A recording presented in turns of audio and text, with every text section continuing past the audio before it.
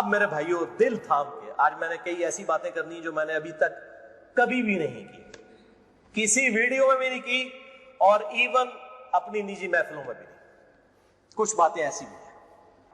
غدیر خم کی حدیث کا پہلا طریق صحیح مسلم میں انٹرنیشنل نمبر کے مطابق 4 طرق ہے اس کے، 6225 سے لے کر 6228 تک سیدنا علی کے فضائل والے چیپٹر میں۔ اس کا جو پہلا طریق ہے، طرق کہتے ہیں جمع کو، طریق کہتے ہیں ایک، یعنی جو روایت کی سند چل رہی ہوتی ہے اس کو ہم کہتے ہیں اس طریقے سے آئی ہے، اس وے سے آئی ہے، اس چین سے آئی ہے۔ پہلی چین صحیح مسلم 6225 سیدنا زید ابن ارقم سے، جو سابقون الاولون تھے، انہی کا وہ دار ارقم تھا جس میں نبی صلی اللہ علیہ وسلم دعوت حق بیان کیا کرتے تھے۔ ظاہر کعبۃ اللہ میں تو وہ لوگ نہیں جانے دیتے تھے، جس طرح ہمیں آج علماء مسجدوں میں نہیں گھسنے دیتے، تو ہم نے بھی یہ دار ارقم سجایا ہوا ہے۔ تو زید ابن ارقم رضی اللہ تعالی عنہ علیہ السلام روایت کرتے ہیں، ان کے پاس کچھ تابعین آئے، صحیح مسلم 6225۔ انہوں نے کہا زید آپ کتنے خوش نصیب ہیں، شروع میں آپ نے اسلام قبول کر لیا، نبی صلی اللہ علیہ وسلم کے ساتھ آپ نے نمازیں پڑھی، آپ کے ساتھ جہاد کیا، آپ صلی اللہ علیہ وسلم سے ڈائریکٹ حدیثیں سنی، آپ کی صحبت کی، آپ تو بہت خوش نصیب ہیں۔ ہم آپ کے پاس صرف اس لیے آئے ہیں کہ آپ ہمیں کوئی ایسی بات سنائیں جو خود آپ صلی اللہ علیہ وسلم سے آپ نے سنی ہو۔ تو زید ابن ارقم نے کہا کہ میں بہت بوڑھا ہو چکا ہوں، ساری باتیں تو مجھے یاد نہیں ہے، اس لیے میری معذرت قبول کرو، البتہ ایک کریٹیکل بات مجھے یاد ہے کہ آپ صلی اللہ علیہ وسلم جب حجۃ الوداع سے واپس آ رہے تھے اپنی وفات سے تقریباً 3 مہینے پہلے، تو مکے اور مدینے کے درمیان ایک خم نامی جگہ تھی، پانی کے لیے پڑاؤ کیا غدیر خم پہ، اور یہ بات ہے 18 ذوالحجہ 10 ہجری کی، اور 11 ہجری میں آپ صلی اللہ علیہ وسلم کی وفات ہو گئی، ربیع الاول میں، تاریخ کنفرم نہیں لیکن دن سوموار تھا، صحیح بخاری میں آتا ہے۔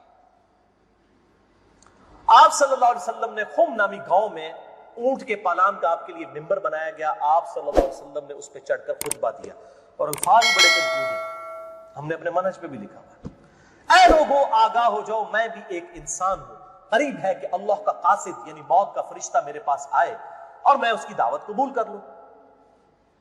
لوگوں آگاہ ہو جاؤ، میں اپنے بعد تم میں 2 بھاری چیزیں چھوڑ کر جا رہا ہوں، یہ ہے حدیث ثقلین۔ ان میں سے پہلی چیز اللہ کی کتاب ہے، اس میں ہدایت ہے، اس میں نور ہے، تم اللہ کی کتاب کو پکڑو، اپنا تعلق اس کتاب کے ساتھ مضبوط کرو، اللہ کی کتاب اللہ کی رسی ہے، جو اس کو پکڑے گا ہدایت پر ہوگا، جو چھوڑ دے گا گمراہ ہو جائے گا۔ پھر زید ابن ارقم کہتے ہیں آپ صلی اللہ علیہ وسلم ترغیب دلاتے رہے، اللہ کی کتاب، اللہ کی کتاب، اللہ کی کتاب، لیکن امت نے چھوڑ دی کتاب۔ اور پھر آپ صلی اللہ علیہ وسلم نے فرمایا دوسری بھاری چیز میرے اہل بیت ہیں، میں اپنے اہل بیت کے معاملے میں تمہیں اللہ سے ڈراتا ہوں، میں اپنے اہل بیت کے معاملے میں تمہیں اللہ سے ڈراتا ہوں، میں اپنے اہل بیت کے معاملے میں تمہیں اللہ کا خوف دلاتا ہوں۔ اچھا، اب ظاہر ہے اس زمانے میں بھی لوگ موجود تھے، لوگوں کے کان کھڑے ہو گئے، معاویہ بن ابی سفیان کا دور تھا، تابعین نے سیدھا سوال ہی عجیب و غریب کر دیا، انہوں نے کہا زید یہ حضور کی بیویاں اہل بیت نہیں ہے؟ دیکھو، بجائے پوچھنے کے سینئر صحابی سے پوچھتے کہ اہل بیت کون ہے، ان کو فوراً پتا چل گیا کام کی طرح ہو ہی جا رہا ہے، یہ حضور کی بیویاں اہل بیت نہیں ہے؟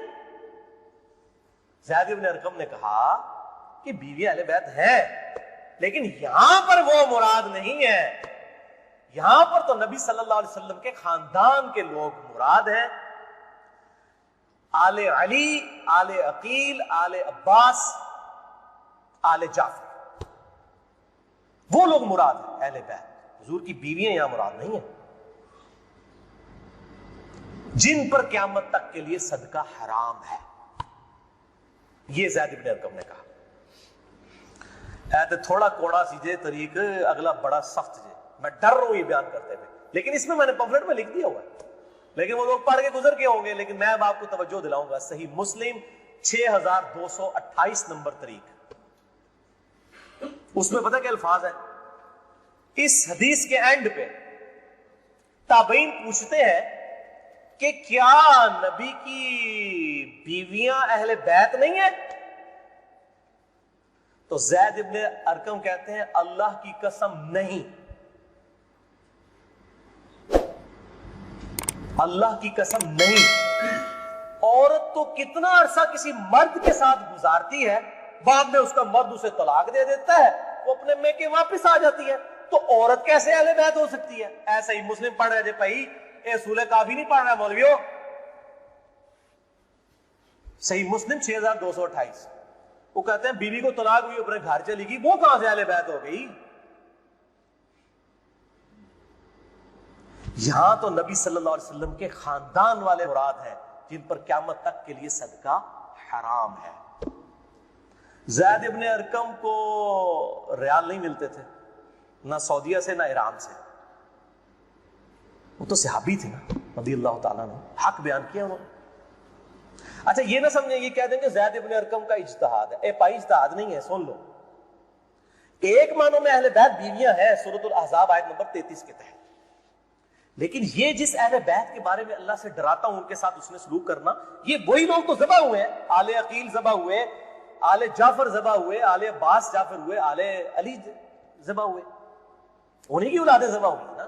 یہ 72 جو ہم شہدائے کربلا کہتے ہیں, انہی کے بارے میں ڈرایا تھا جن کے بارے میں بھی خبر دی گئی تھی کہ ان کے ساتھ امت برا سلوک کرے گی. اچھا, یہ زید ابن ارقم کا اجتہاد نہیں ہے میرے بھائیوں. اس کی سپورٹ میں صحیح مسلم سے 2 مرفوع حدیثیں اپنے محبوب صلی اللہ علیہ وسلم کی حدیثیں بیان کرتا ہوں. سنیں پہلی حدیث انٹرنیشنل نمبر کے مطابق صحیح مسلم میں 6261 نمبر, اما عائشہ رضی اللہ تعالی عنہا وعلیہ السلام خود روایت کر رہی ہیں کہ ایک دن نبی صلی اللہ علیہ وسلم اس حال میں برآمد ہوئے کہ آپ صلی اللہ علیہ وسلم نے ایک کالے رنگ کی چادر اوڑھی ہوئی تھی جس پہ نقش و نگار بنے ہوئے تھے جیسا کہ اونٹ کے کجاووں کے ہوتے ہیں. کالے رنگ کی منقش چادر اوڑھی ہوئی تھی. اتنے میں سیدنا حسن آئے, آپ صلی اللہ علیہ وسلم نے ان کو اپنی چادر کے نیچے لے لیا. پھر سیدنا حسین آئے, ان کو اپنی چادر کے نیچے لے لیا. پھر سیدہ فاطمہ آئی, ان کو اپنی چادر کے نیچے لے لیا. پھر سیدنا علی آئے, ان کو بھی اپنی چادر کے نیچے. ان چاروں کو لیا, اور 5ویں خود, جس سے 5 تن پاک کا ہم کنسیپٹ لیتے ہیں, 5 اس چادر کے نیچے لیا.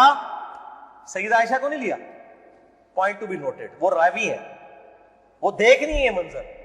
اور اما عائشہ دیکھ لیں کتنی منصف مزاج تھی, انہوں نے یہ روایت بیان کر دی. ورنہ کسی درجے میں اپنے بارے میں بھی سوچ سکتی تھی کہ مجھے نہیں لیا گیا. لوگ کل کو سوال کریں گے کہ آپ کو کیوں نہیں لیا گیا, آپ اہل بیت نہیں تھی, یقیناً تھی. لیکن یہ والا معاملہ جو ہے وہ ایکسٹرا آرڈنری ہے, اسپیشل پروٹوکول ہے. چادر کے نیچے لیا. پھر آپ صلی اللہ علیہ وسلم نے سورۃ الاحزاب کی آیت نمبر 33 پڑھی, انما یرید اللہ لیذھب عنکم الرجس اہل البیت ویطہرکم تطہیرا.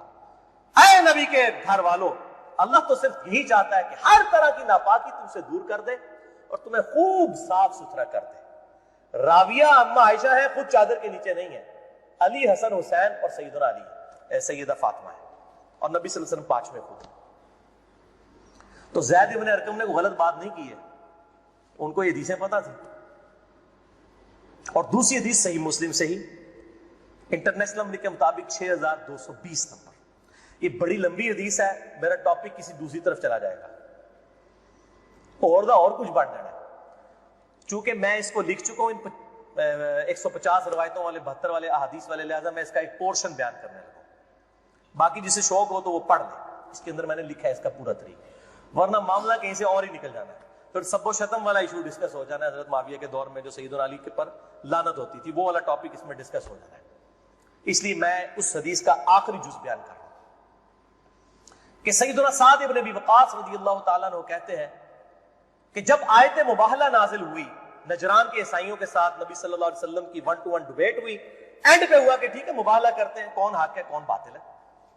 سورہ ال عمران آیت نمبر 61 نازل ہوئی, فَقُلْ تَعْلَوْا نَدْعُوا أَبْنَاءَنَا وَأَبْنَاءَكُمْ وَأَنفُسَنَا وَأَنفُسَكُمْ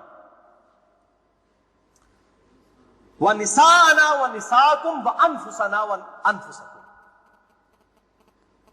کہ نبی صلی اللہ علیہ وسلم کو کہا گیا کہ ان کو کہو اپنے بیٹوں کو لے آؤ, ہم بھی اپنے بیٹوں کو لے آتے ہیں. تم بھی اپنی عورتوں کو لے آؤ, ہم بھی اپنی عورتوں کو لے آتے ہیں. تم خود بھی آ جاؤ, ہم خود بھی آ جاتے ہیں. پھر اللہ کے حضور اوپن میدان میں دعا کرتے ہیں, جھوٹے پہ اللہ کی لعنت. اس کو مباہلہ کہتے ہیں, لیکن نہیں آئے. سعد ابن ابی وقاص کہتے ہیں کہ نبی صلی اللہ علیہ وسلم, قرآن میں کیا حکم آیا تھا, اپنے بیٹوں کو لے کر آؤ. تو کس کو لے کے آئے؟ سیدنا حسن، سیدنا حسین، سیدنا علی، اور ساتھ کیا تھا؟ اپنی عورتوں کو لے کر آؤ۔ نبی صلی اللہ علیہ وسلم کی عورت کون تھی؟ سیدہ عائشہ، سیدہ حفصہ، باقی امہات المومنین، لیکن ان کو نہیں لائے، سیدہ فاطمہ کو لے کر آئے۔ Point to be noted. نازمیوں کے لیے پھکی، اگر آپ کو کہے اپنے گھر کی عورتوں کو لے آؤ تو سب سے پہلے بیوی لائی جاتی ہے۔ آیت مبالغہ میں بیوی نہیں آئی، سیدہ فاطمہ آئی۔ اگلی گلا آپ سمجھ جاؤ بھائی زید بن ارقم نے کیوں کہا، صحیح مسلم 6228، کہ بیوی تو خاوند کے ساتھ کافی عرصہ گزارتی ہے، جب طلاق ہو جائے تو وہ اپنے میکے واپس چلی۔ حالانکہ نبی صلی اللہ علیہ وسلم نے کسی کو نہیں دی طلاق، لیکن اتنی ننگی بات اس لیے ان کو کرنی پڑی، اتنی سخت بات، تاکہ حق کھل کے بیان ہو۔ اور نبی صلی اللہ علیہ وسلم نے بھی آپ دیکھ لیں قرآن میں حکم تھا عورتوں کو لے کر آؤ، بیویاں نہیں لے کے آئے، سیدہ فاطمہ کو ساتھ لے کے آئے۔ یہاں سے بھی پانچ تن پاک والا کنسیپٹ۔ لہٰذا سیدنا زید بن ارقم رضی اللہ تعالیٰ عنہ کی تشریح بالکل درست ہے۔